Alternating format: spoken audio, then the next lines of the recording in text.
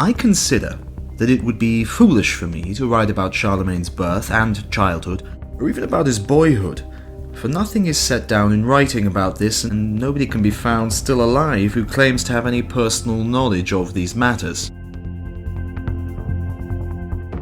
I have therefore decided to leave out what is not really known, and to move on to his deeds and habits and the other aspects of his life which need explanation and elaboration. First of all, I shall describe his achievements at home and abroad, then his personal habits and enthusiasms, then the way in which he administered his kingdom, and last of all, his death, omitting from all this nothing which ought to be known, or indeed which is worthy of being recorded.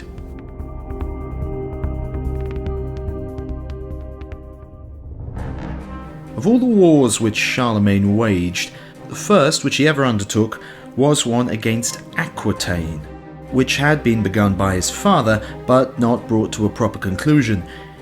He thought that it would be soon over.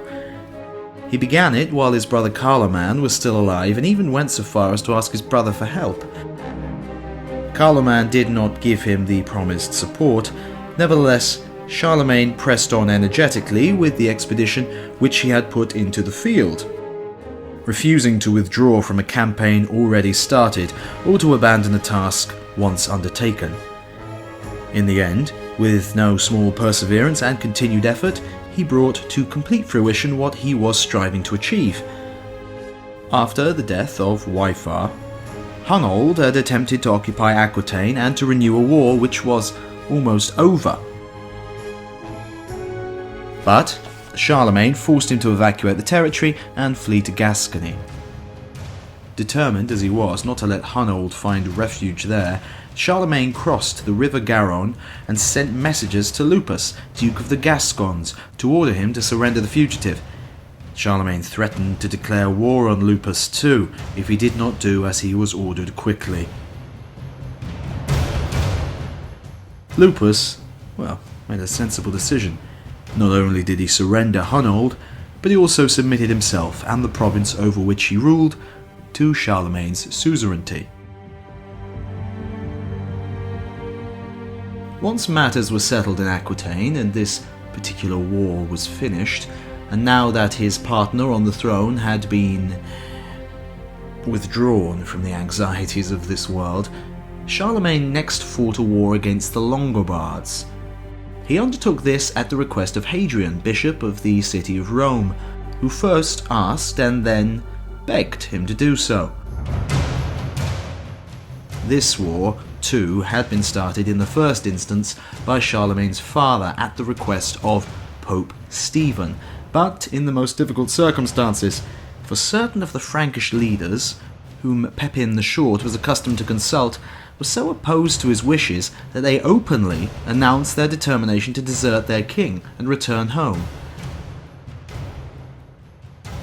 Despite this, Pepin declared war on King Haistulf and brought this war to a rapid completion. Although the reason for him undertaking this war was similar to that which had inspired his father and, indeed identical, it is clear that Charlemagne fought it with much more energy and brought it to a different conclusion. After besieging Pavia for a few days, Pepin forced Haistulf to give hostages, to restore the towns and fortresses which he had taken from the Romans, and to swear an oath on the Holy Sacrament that he would not try to regain what he had surrendered. Once Charlemagne, on the other hand, had taken over the war, he did not stop until he had worn Desiderius down by a long siege and had received his surrender. He forced Adelgis, the son of Desiderius, on whom the hopes of everyone seemed to centre, to go into exile, not merely from his father's kingdom, but indeed from Italy itself. He restored to the Romans everything which had been taken from them. He crushed a revolt started by Rotgaut, the Duke of Friuli, subjected the whole of Italy to his own domination, and made his son Pepin king of the territory which he had conquered.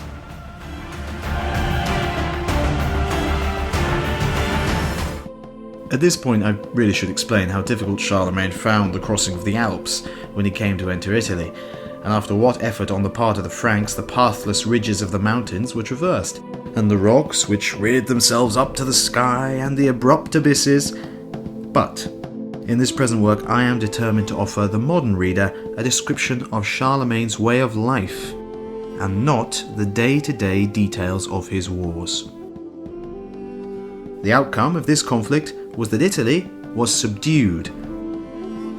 King Desiderius was carried off into exile for the remainder of his life, his son Adalgis was expelled from Italy, and everything stolen by the Lombard kings was restored to Hadrian, the ruler of the Church of Rome.